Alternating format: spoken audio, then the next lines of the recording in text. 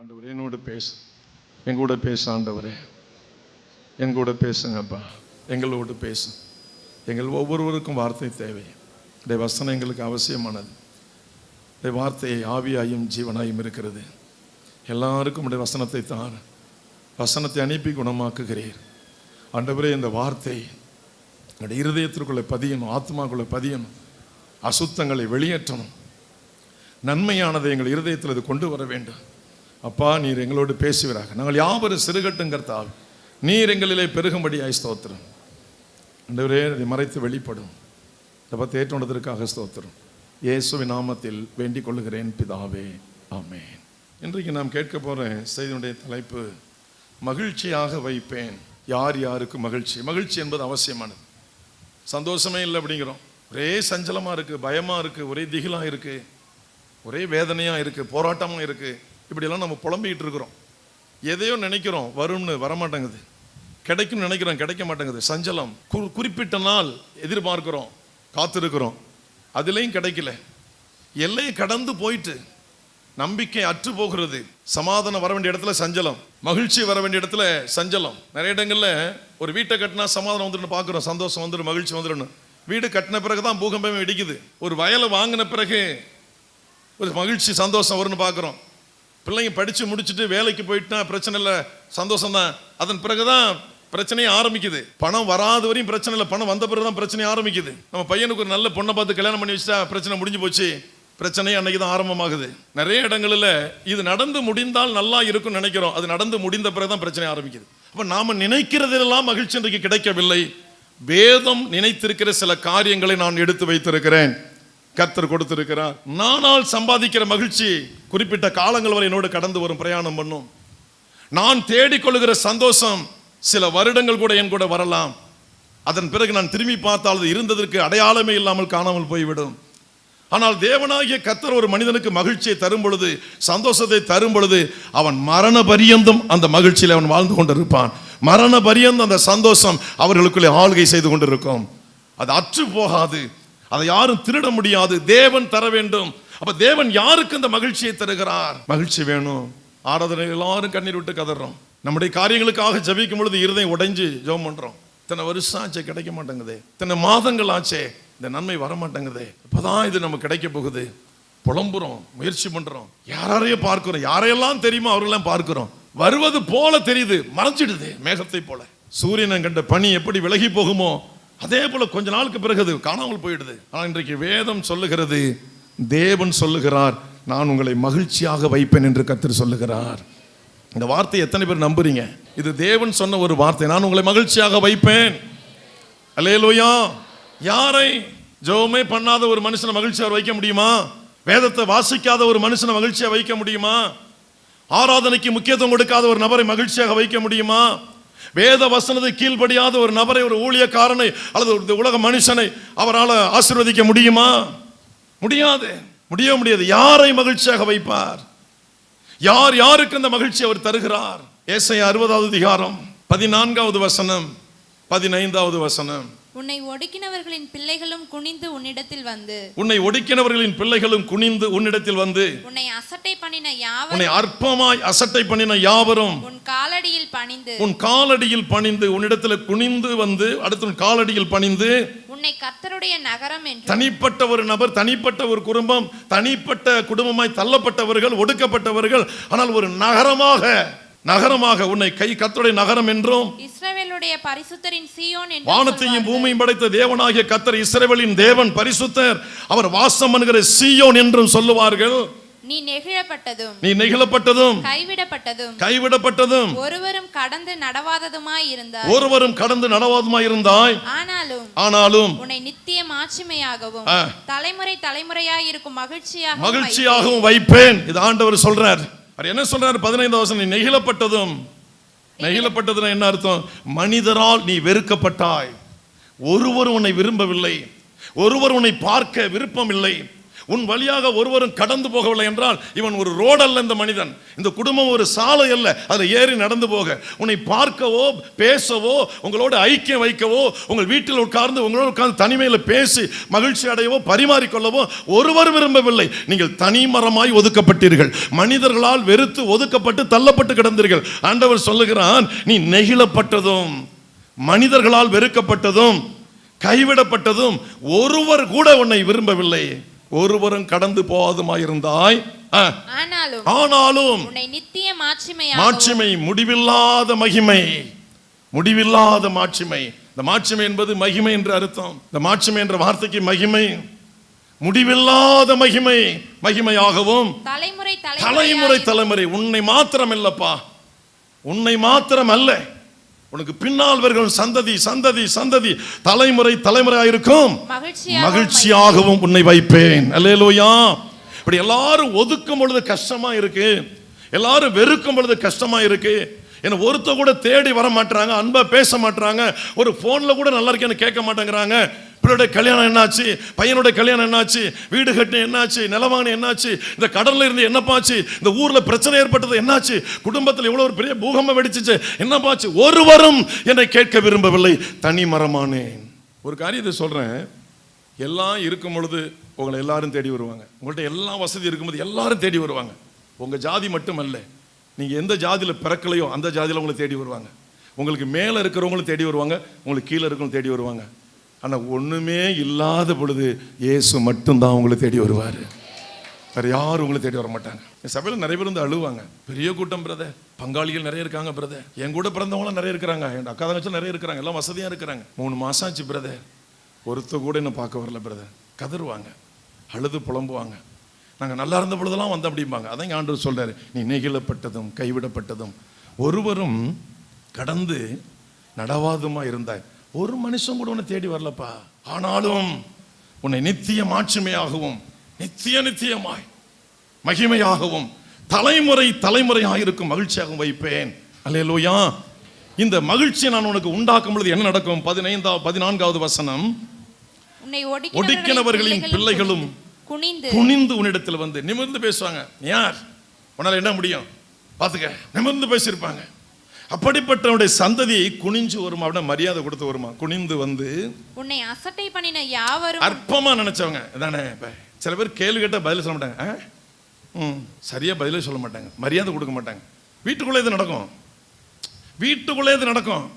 நீங்க உங்க பிள்ளைகிட்ட சொல்லி பாருங்களேன், செல்ல பிள்ளையோட அப்படிங்க, செல்ல பிள்ளை என்ன எவ்வளவு மோசமான அவமரியாதை தெரியுமா? கேட்கிற கேள்விக்கு சத்தத்துக்கு ஒரு பதில் கொடுக்கலங்க அவமரியாதை. ஆனால் அலட்சியமா பாக்குறாங்க பாருங்க, அது செருப்பை கழட்டி அடிச்சதுக்கு சமம். அதை விட அவமரியாதை வேறு எதுவும் கிடையாது, அதை விட வேறு எதுவும் நான் சொல்ல வாய்ப்பு இல்லை, எனக்கு வார்த்தை இல்லை. அவ்வளவு மோசமான இதெல்லாம் பிள்ளைங்க நிறைய செய்றாங்க.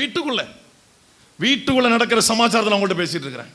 ஆண்டவர் சொல்றாரு, உன்னை அசட்டை பண்ணின யாவரும், நீங்க சொல்ற கருத்து நல்ல கருத்தா இருந்தா, நீங்க சொல்றது நீதியா இருந்தா, நீங்க சொல்றது நியாயமா இருந்தா, நீங்க சொல்றது ஆண்டவர் ஏற்றுக்கொள்கிற காரியமா இருந்து, நீங்க சொல்றது யார் அசட்டை பண்றாங்களோ நிச்சயமா கால்ல வந்து விழுந்தாகணும்யா.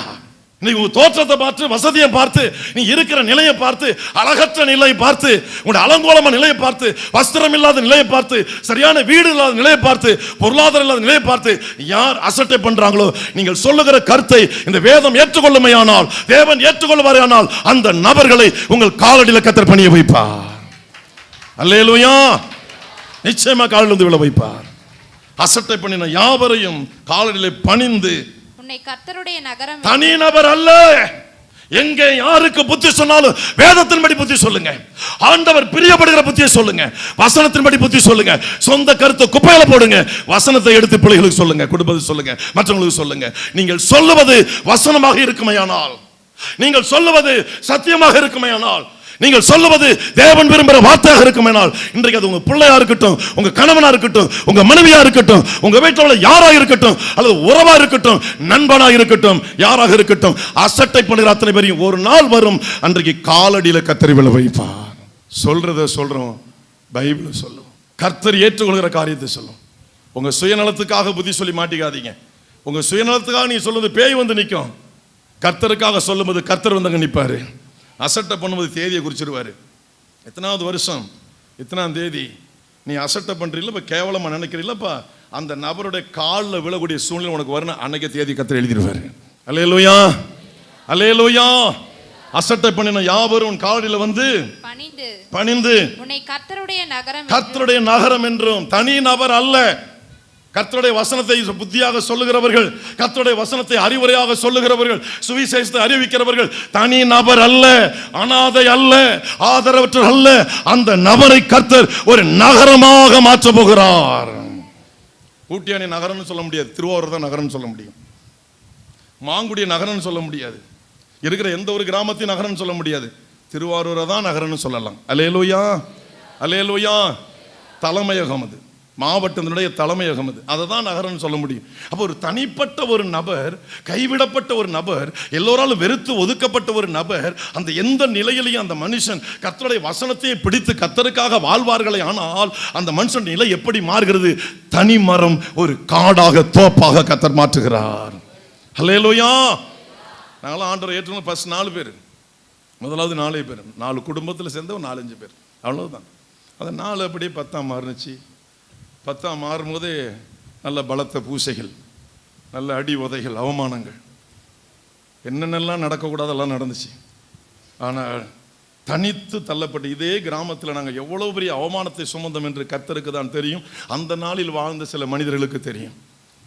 அவமானத்தை ரோட்டில் போகும்போது இந்த ஊரை சார்ந்தவங்க எப்படியெல்லாம் எங்களை கேவலமாக பேசினாங்க. இந்த அங்கே வந்துட்டு ஒரு மரத்தடியில் தான் ஆராதனை, இந்த மதகு கட்டையில் உட்காந்துக்கிட்டு என்ன கேவலமாக பேசுவாங்க. இன்னமும் அங்கே ஏசுனார் புள்ள கொடுக்குறாராம், நாங்கள் புள்ள தரண்டி அப்படின்னு சொன்னவங்களாம் உண்டு அங்கே உட்காந்து. இன்னைக்கு அவங்களாம் பூமியில் இல்லை.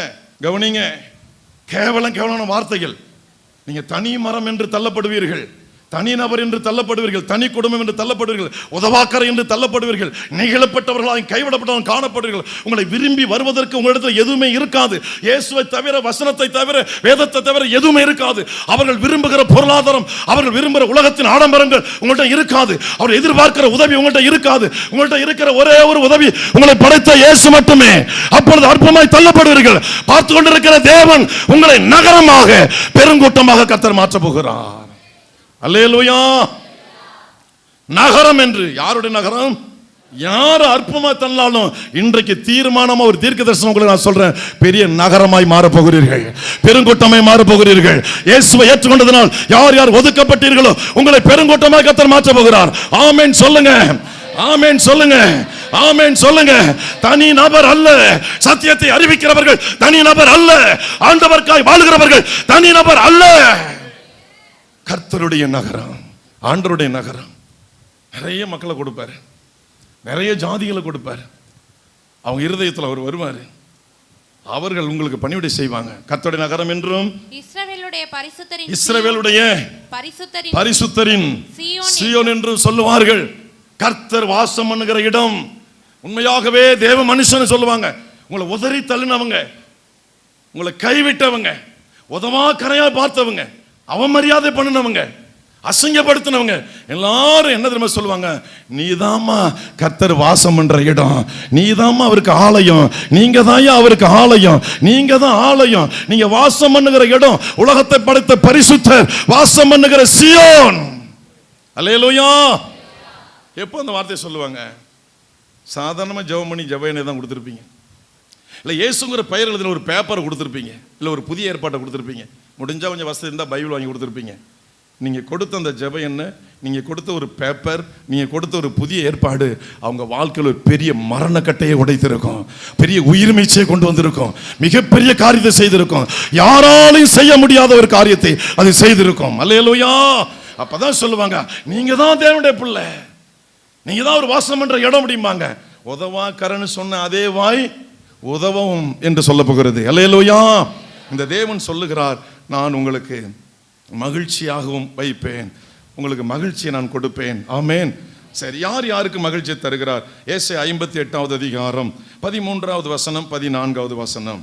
என் பரிசுத்த நாளாகிய ஓய்வு நாளிலே உனக்கு இஷ்டமானதை செய்யாதபடி உன் காலை விலக்கி உன் வழிகளின்படி நடவாமலும் உனக்கு இஷ்டமானதை செய்யாமலும் உன் சொந்த பேச்சை பேசாமல் இருந்து ஓய்வு நாளை மனமகிழ்ச்சியின் நாள் என்றும் கர்த்தருடைய பரிசுத்த நாளை மகிமையுள்ள நாள் என்றும் சொல்லி அதை மகிமையாக எண்ணுவாயானால் அப்பொழுது கர்த்தரில் மனமகிழ்ச்சி. ஒரு 8 காரியத்தை இந்த 13வது வசனம் சொல்றார், என் பரிசுத்த நாளாகிய ஓய்வு நாளிலே உனக்கு உன் இஷ்டமானதை செய்யாம. ஆராதனை நாளில் இஷ்டமானதை செய்யாதப்பா. அப்ப அடுத்த தான் பாயிண்ட் வர்றோம்.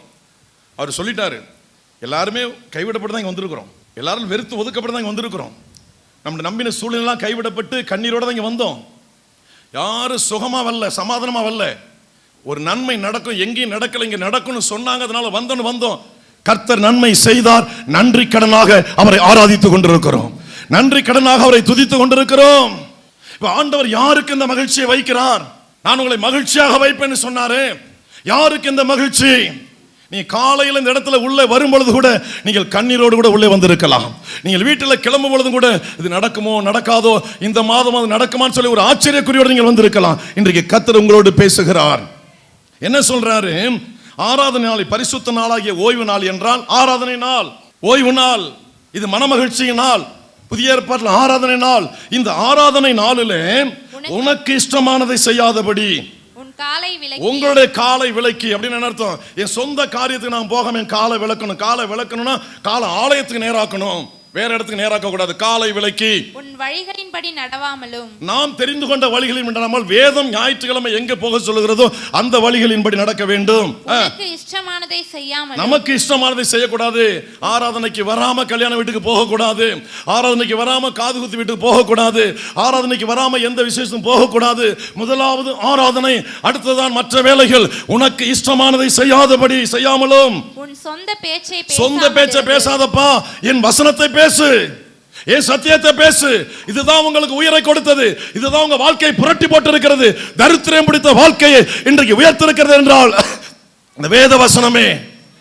இதை பேசுங்கள், இந்த வார்த்தையை தியானியுங்கள், இந்த வசனத்தை சொல்லுங்கள், இதை பற்றி பேசுங்கள். சொந்த பேச்சை பேசாமலும் இருந்து ஓய்வு நாளை, ஆராதனை நாளை மனமகிழ்ச்சி நாள் என்றும், கர்த்தருடைய பரிசுத்த நாளை, இந்த பரிசுத்த நாளை, மகிமையுள்ள நாள் என்றும், இந்த ஆராதனை நாளை மகிமையுள்ள நாள் என்றும் சொல்லி அதை மகிமையாக, அதை உயர்வாக, அற்புதமாக, ஆச்சரியமாக எண்ணுவாயானால் அப்பொழுது கர்த்தரில் மனமகிழ்ச்சியாய் இருப்பாய். மகிழ்ச்சி எங்க இருக்கு? ஆராதனையை விடாதவங்களுக்கு தான் மகிழ்ச்சி வரும். கல்யாண வீட்டுக்கு போறது, ஆராதனை லீவு, இன்னைக்கு ஒரு நாள் சம்பளம் 500 ரூபாய், அதுக்காக ஆராதனை கோட்டை விட்டாச்சு. எப்படி வீட்டுக்குள்ள மகிழ்ச்சி வரும்? சாபம் வரும், சனியும் வரும். சாபம் வரும், சனி வரும். சனி பிணியை உண்டாக்கும், பிணி மருத்துவமனை கொண்டு போகும். இருக்கிற பணம் மட்டுமல்ல, கடன் வாங்கி செலவு பண்ண வைக்கும். நான் சொல்றேன், ஞாயிற்றுக்கிழமையில வருகிற வருமானம் சாபம். ஞாயிற்றுக்கிழமை ஆராதனையை விட்டு ஆராதனை இழக்கவை செய்து ஆராதனைக்கு போகாமல் வருகிற எந்த வருமானமும் சாபம். சாபம். நிறைய பேர் சாபத்தை வாங்கி வீட்டில் மூட்டை கட்டி வச்சிருக்கீங்க. மகிழ்ச்சி எப்படி வரும்? இகழ்ச்சி வருமா, மகிழ்ச்சி வருமா? 7-8 காரியத்தை அவர் சொல்லுகிறார். உனக்கு இஷ்டமானதுபடி போகாத, உன் கால விளக்கு, சொந்த பேச்சை பேசாத, இந்த நாளை மகிமையான நாள் என்று எண்ணுவாயானோ. கேக்குறமே, ஏன் பிரதர் போன வாரம் இல்ல, ஏன் சிஸ்டர் போன வாரம் இல்ல, தம்பி ஏன் போன வாரம் வராம விட்டீங்க, அண்ணே ஏன் போன வாரம் வரல? போன வாரம் வரலன்னு கேட்டாலே சாபம் வீட்டுக்குள்ள வந்துட்டு அர்த்தம், சனி வந்துட்டு அர்த்தம். சனி வந்தா எப்படி மகிழ்ச்சி இருக்கும்? ஏதோ ஒரு 500 ரூபாய் இழக்க முடியல உங்களால, உயிரை இழந்தாரையா நமக்காக? அடிமையின் ரூபம் எடுத்து வந்தாரு, மனுஷன் சாயலானாரு, பிச்சைக்காரனை விட கேவலமான ரூபத்தில் சிலுவை மரத்தில் தொங்கினாரு. எவ்வளவு பெரிய காரியத்தை, தியாகத்தை செய்திருக்கிறாரு. அவருக்காக நம்ம என்ன செய்திருக்கிறோம்? ஒரு சொந்தக்காரன் விசேஷத்தை விட்டுட்டு ஆராதனைக்கு வர முடியல, ஆராதனைக்கு வரலன்னா மகிழ்ச்சி வராது. இப்ப முதல் மகிழ்ச்சி எங்கே இருக்கிறது என்றால் ஆராதனையில். 13வது வசனத்தை மறுபடியும் வாசிக்க நாம் கேட்கலாம். என் பரிசுத்த நாளாகிய ஓய்வு நாளிலே உனக்கு இஷ்டமானதை செய்யாதபடி. ஆராதனை நாளில் உனக்கு இஷ்டமானதை செய்யாமலும். ஆராதனை நாள்ல உங்களுக்கு இஷ்டமானதை செய்யக்கூடாது. புரியுதா? பத்திரிகை வைக்கும் போது கேட்டுருவாங்க என்ன சாப்பாடு அப்படின்னு. அல்லேலூயா. நீ சில பேர் இன்னைக்கு போனா 1000 ரூபாய் கிடைக்கும், இன்னைக்கு போனா 2000 ரூபாய் கிடைக்கும். 2000 சாபம், 1000 ரூபாயும் சாபம். அது 10 மடங்கு வீட்டை விட்டு வெளியில கொண்டு போகும் அந்த சாபம். உனக்கு இஷ்டமானபடி செய்யாதபடி உன் காலை விலக்கி, அந்த காலை விலக்குப்பா, உன் வழிகளின்படி நடவாமல். அந்த ஆராதனை நாள்ல நீ ஒரு பிளான் போடாதயா, நான் பிளான் போட்டு வச்சிருக்கேன் ஏற்கனவே. ஆராதனை நாள்ல இப்படிதான் செய்யணும், பெரிய திட்டமிட்டு வச்சிருக்கிறேன், அந்த திட்டத்துல போப்பா, உன் திட்டத்துல போகாத. அது சாபம், உன் மகிழ்ச்சியை அழிக்கும், உனக்கு அவமானத்தை கொண்டு வரும், வேதனையை கொண்டு வரும். இஷ்டமான காலை விலக்கி உன் வழிகளின்படி நடவாமலும், உனக்கு இஷ்டமானதை செய்யாமலும். என்ன சொல்றேன், தலைமை சபையோட கொஞ்சம் தூரத்துல வர கிளை சபைகள்ல அந்த தெருவுல உள்ளால ஆராதனைக்கு வர மாட்டேங்கிறாங்க. உருப்பட முடியுமா? விசுவாசியே, எங்கே உயர்வு இருக்கிறது? உங்களை மேன்மைப்படுத்தக்கூடிய ஆசீர்வாதம் எங்க இருக்கிறது? உங்கள் வீட்டில், உங்கள் தெருவில், உங்க ஊர்ல நடக்கிற ஆராதனை விட்டுட்டு எங்க வேலைக்கு போறீங்க? சாபம், சாபம். அது தெய்வத்தை அவமானப்படுத்துகிறீர்கள், அசிங்கப்படுத்துகிறீர்கள் தெய்வத்தை. உன் காலை விலக்கி உனக்கு இஷ்டமானதை செய்யாமலும். அப்படின்னா அவருக்கு இஷ்டமானதை செய்யணும். உன் சொந்த பேச்சை பேசாமல் இருந்து அவர் பேச்சை பேசணும், அவரை துதிக்கணும், பாடணும். அல்லேலூயா. ஒரே ஒரு காரியம், மரணம். அதுக்கு மட்டும் நீங்க போலாம், வேற எதுவும் போக முடியாது. உங்க வீட்டில் ஒருத்தர் வியாதி படுக்கையில் கிடக்குறாங்க, ஹாஸ்பிட்டல் கொண்டு போகணும், ஏதோ ஒன்று பண்ணணும், ட்ரீட்மெண்ட் எடுக்கணும், அதுக்கு மட்டும் தான் நீங்க இருக்கலாம். வேற எதுக்கு நிக்க விடாது. சாபங்க. சொந்த பேச்சை பேசணும், அவர் பேச்சை பேசணும், அவரை பற்றி மட்டும் தான் பேசணும். சில பேர் சொல்லுவாங்க, நான் வீட்டில் இருந்து நினைச்சுக்கிட்டே இருந்தவங்க 1ஆம் நம்பர் திருடர்கள். இயேசுவை காட்டி கொடுத்த யூதாசுடைய உடன்பிறப்புகள், யூதாசுடைய தாய் தகப்பன் அவர்கள் தான் இன்றைக்கு ஆவிக்குரிய சபைகளை நான் நினைத்து கொண்ட கல்யாணத்திற்கு போனேன், நான் நினைத்து கொண்ட அங்க இருந்தேன் சொல்லுகிற மாய்மாலக்காரர்கள். அவர்களால் தேவனுக்கு ஒரு பிரயோஜனமும் இல்லை. மாய்மாலக்காரர்கள். சொந்த பேச்சை பேசாமலும் கர்த்தரை பற்றி பேசுங்க. ஓய்வு நாளை மனமகிழ்ச்சியின் நாள். ஆராதனை இதுதான் எனக்கு மனமகிழ்ச்சி தரக்கூடிய நாள், இதுதான் சந்தோஷம் தரக்கூடிய நாள், இதுதான் சமாதானத்தை தரக்கூடிய நாள். அந்த நாளில் தான் எனக்கு பொக்கிஷம் இருக்கு என்று, மனமகிழ்ச்சி நாள் என்று. கர்த்தருடைய பரிசுத்த நாளை மகிமையுள்ள நாள் என்றும் சொல்லி அதை மகிமையாக எண்ணுவாயா. நினைவில் வரணும், எண்ணத்துல வரணும், வாயில் அல்ல, எண்ணத்துல வரணும், நினைவுல வரணும், சிறுமூளை பெருமூளையில வரணும், இருதயத்துல வரணும். வாயில வருது நாற்றம், அதுவல்ல, இங்கே வர வேண்டும் எண்ணம். நான் கர்த்தரை நாளைக்கு ஆராதிக்கணும், குறித்த நேரத்தில் நான் போகணும், இன்னைக்கு நான் ரெடி ஆகணும், வண்டியை பார்க்கணும், பெட்ரோல் இருக்கா, என்ன இருக்கு, என்ன பணம் இருக்கா இல்லையா, நான் ரெடி ஆகணும். இருதயத்துல எண்ணங்கள் உள்ளவர்கள் அதை முன்கூட்டியே சிந்திப்பார்கள். அந்த சமயத்திற்கு ரெடிமேட் வாய்ச்சால் போவோம், வாய்க்கிட்ட போவோம். ஆராதனை எத்தனை இழந்தீர்களோ அத்தனையும் சாபம். மாத்தியெல்லாம் ஒன்று பிரசங்கம் பண்ண முடியாது. இதையெல்லாம் ஒழுங்கா செய்தா நினைச்சா அப்பொழுது மேல சொன்ன 13வது வசனத்தை யாரு நிறைவேற்றீங்க? நல்லா பைபிள் படிச்சீங்கன்னா திரும்ப திரும்ப அதை படிச்சு பாருங்க, திரும்ப திரும்ப படிச்சு பாருங்க. எல்லாரும் யாரும் கதை பேசிட்டு கூடாது. முக்கியமான நேரம். உங்களை கர்த்தர் மகிழ்ச்சியாக வைப்பேன்னு வாக்கு கொடுத்திருக்கிறாரு. உங்களை இந்த மாதத்துல கர்த்தர் உங்களை மகிழ்ச்சியாக வைக்க போகிறாரு. யாரை மகிழ்ச்சியாக அவர் வைப்பார்? யாருக்கு அந்த மகிழ்ச்சி போய் சேர்கிறது? ஆராதனை வீரர்களுக்கு மகிழ்ச்சி, ஆராதனை விடாதவர்களுக்கு மகிழ்ச்சி, வைராக்கியமாய் ஆராதனை பின்பற்றுகிறவர்களுக்கு மகிழ்ச்சி, மற்றவங்களுக்கு இகழ்ச்சி, அவமானம், வேதனை வீட்டுக்குள்ள வரும். உங்க தெருவுல நடக்கிற ஆராதனை விட்டுட்டு வேலைக்கு போறீங்களா? அம்மா, தம்பி, தங்கச்சி, என்னிலும் வயது முதிர்ந்தவர்களே, உங்களை விட ஒரு துரோகி இந்த உலகத்தில் ஒரு இருக்க முடியுமா? நிறைய பேர் சென்ட்ரல் ஜெயிலில் கிடக்குறான். திருச்சி, பாளையங்கோட்டை, வேலூர். அவங்கெல்லாம் சத்தியம் தெரியாத ஆளியா? மனசுல ஈரம் இருக்கா ஐயா? ஈரம் இருக்காமா? இருதயத்துல நன்றி கெட்டவர்கள் நாம் அல்லவா? தெருவுக்கு போனாங்களாம், ஜெபம் கூட தடுத்துட்டாங்களாம். அவன் மேல வந்துருவான், அந்த ஆளு மேல வந்துருவான். ஒரு நாள் கர்த்தர் முன்குறிப்பார். உங்களுடைய வாழ்க்கை பரிதாபம், உங்களுடைய வாழ்க்கை பரிதாபம். உங்க தெருவில் நடக்குது ஆராதனை, திரியிறீங்களே ஊரெல்லாம், திரிய விட்டுருவாரு. அப்பொழுது வாசிக்கலாம் 15. அப்பொழுது கர்த்தரில் மனமகிழ்ச்சியா இருப்பாய். பூமியின் உயர்ந்த இடங்களில் உன்னை உயர்ந்த இடம், இந்தியாவில் உயர்ந்த இடம் எவரெஸ்ட். அங்கல்ல, இங்க இருந்து ஊட்டியால இருந்து கொண்டு போய் எவரெஸ்ட்ல கூட்டி வைக்க மாட்டாரு.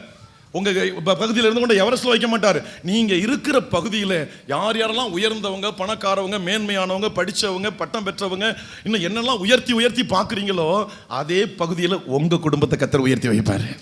அல்லேலூயா சொல்லுங்க. உங்க பகுதியில் உங்க குடும்பம் அவர்களை விட உயர்ந்திருக்க போகுது. ஆராதனையை கைவிடாமல் பின்பற்றினால் உங்க ஊர்ல, உங்க பகுதியில் யாரு முன்னணி தலைவர்கள், முன்னணி பணக்காரன்னு சொன்னார்களோ அந்த இடத்துல உங்க குடும்பம் உயர்ந்து நிற்கும். இல்லைன்னா கீழே தான் கிடக்கும். ஆராதனை விட்டா கீழே தான் கிடக்கும். வாழ்நாள் முழுதும் அடிமையை தான் சாகணும். வாழ்ந்து வாழ்நாள் முழுதும் அடிமை தான் இருக்கணும். நீங்க ஆராதனை ஒழுங்கா பின்பற்றலாம், அடிமை தான், கொத்தடிமை தான்.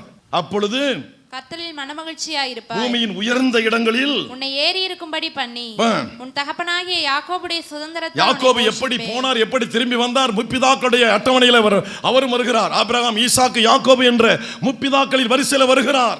அவருக்கு என்ன ஆசீர்வாதம் கொடுத்தன? அந்த சுதந்திரத்தில் உன்னை போஷிப்பேன். கர்த்தருடைய வாய் இதை சொல்லிட்டு.